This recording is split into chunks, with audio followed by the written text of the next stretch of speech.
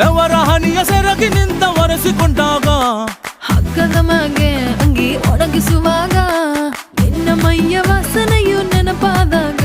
ಎರಡು ಕೈಯ ನೆತ್ತಿ ನೀನು ಜಡಿಸುತ್ತುವಾಗ ದಿಮ್ಮನಪ್ಪಿಕೊಂಡು ನಿದ್ದೆ ಮಾಡುವಾಗ ಸುಸ್ತಾಗೋಗಿ ನೀನು ಆಕಲಿಸುವಾಗ ಬತ್ತವಲ್ಲ ಫೀಲಿಂಗ್ಸು ಬಂದು ಮುಚ್ಚಾಗ್ತಾವೆ ಫೀಲಿಂಗ್ಸು ಬತ್ತವಲ್ಲ